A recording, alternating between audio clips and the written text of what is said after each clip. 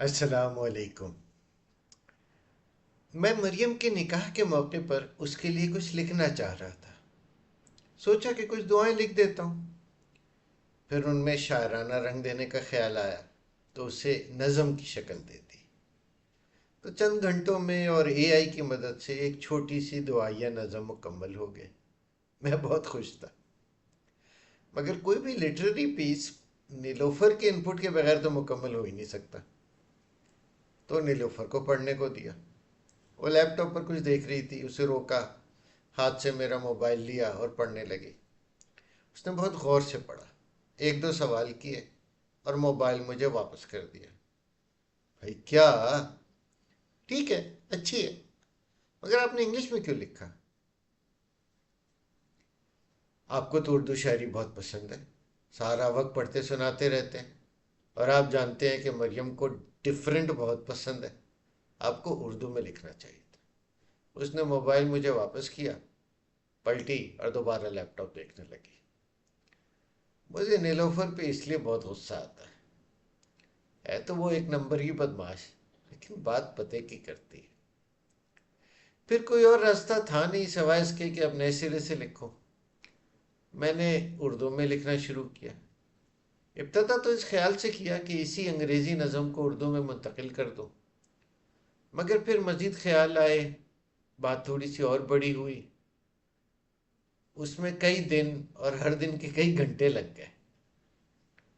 مگر ان اضافوں سے کمپلیکیشن یوں بڑھی کہ ردیف، قافیہ، وزن سب تتر بتر ہو گئے۔ اب یہ نظم نہیں رہی، ایک نثر ہی رہ گئی۔ زیادہ سے زیادہ آپ اسے ایک شاعرانہ نثر کہہ سکتے ہیں۔ تو میں شروع کرتا ہوں۔ میری صبح، میری مریم۔ مریم، مجھے یہ تو یاد نہیں کہ تم نے پہلی بار مجھے ڈیڈی کب کہا تھا، پر اتنا مانتا ہوں اس دن اللہ نے میرے نام کے ساتھ ایک دعا بھی لکھ دی تھی، اور اب بھی جب تم مجھے ڈیڈی کہتی ہو مجھے لگتا ہے کہ وہ دعا پھر سے تازہ ہو گئی ہے۔ کوئی کبھی مجھ سے پوچھتا ہے تمہارا فیوریٹ کون ہے، میں ہر بار صرف مسکرا دیتا ہوں۔ کچھ سوالوں کے جواب دیے نہیں جاتے، صرف جیے جاتے ہیں۔ میں نے یہ جانا ہے کہ کچھ لوگ صبح کی طرح ہوتے ہیں۔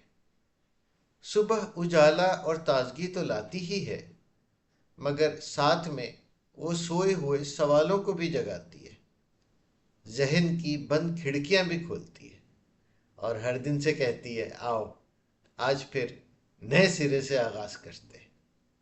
شاید اسی لیے تم ہمیشہ مجھے صبح ہی سی لگی ہو۔ کتابیں تمہاری ہمسفر ہیں اور علم تمہارا راستہ۔ تمہاری کتاب دوستی تو اپنی جگہ ایک داستان ہے، اور پڑھائی میں سب سے آگے رہنا جیسے تمہاری پہچان ہے، اور تمہارے ہاتھ خاموشیوں کو بھی آواز دے دیتے ہیں۔ شاید اسی لیے چاہے کورا کاغذ ہو یا سادہ کپڑا، جہاں دوسروں کو صرف ایک خالی جگہ نظر آتی ہے تم وہاں بھی حسن دیکھ لیتی ہو، اور ان میں اپنی روح کا ایک رنگ اتار دیتی ہو، اپنے حسن کی ایک جھلک چھوڑ دیتی ہو کہ وہ حسن سب پر آشکار ہو جائے۔ اور ہاں، کبھی کبھی تم ضد بھی کرتی ہو اور بحث بھی، مگر میں نے تمہاری بحثوں میں ہمیشہ ذہانت کی خوبصورتی دیکھی ہے۔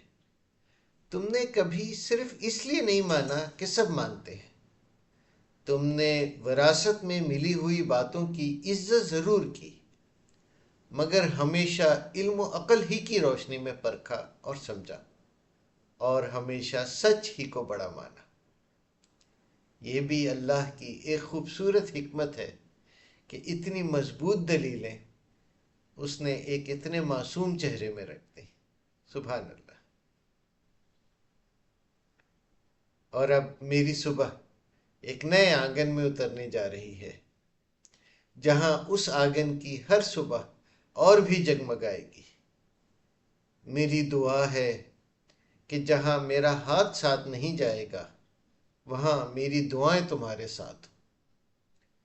اللہ کرے تمہارے گھر میں سکینہ یوں اترے کہ بے چینی رستہ بھول جائے، تمہارے دسترخوان پر برکہ یوں ٹھہرے کہ دل کبھی شکر سے خالی نہ ہونے پائے، تمہاری گفتگو میں حکمت یوں بس جائے کہ اختلاف بھی دلوں کی قربت کا سبب بنے، تمہارے دلوں میں مودہ یوں بڑھے کہ محبت لفظوں کی محتاج نہ رہے، تمہارے ہر عمل میں رحمت یوں سرایت کر جائے کہ تمہیں ہر عسر میں بھی یسر مل جائے، تمہاری زندگی تزکیہ کا وہ سفر بنے جس میں ہر دن تم اپنے کل سے بہتر بنو، اور جب یہ سفر اپنی منزل کو پہنچے تو راضیتم مرضیہ پہنچے، اور ایک دن وہ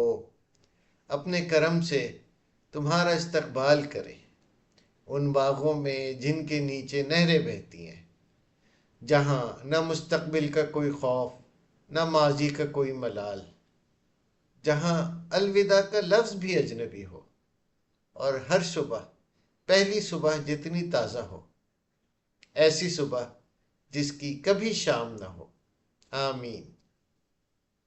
اور آخر میں میری ایک خواہش کہ جب ایک دن تمہاری اپنی بیٹی تمہیں کسی اور نام سے پکارے تو شاید تمہیں یاد آئے کہ کبھی تمہارے ڈیڈی تمہیں اپنی صبح کہا کرتے تھے، میری صبح، میری مریم، سدا خوش رہو۔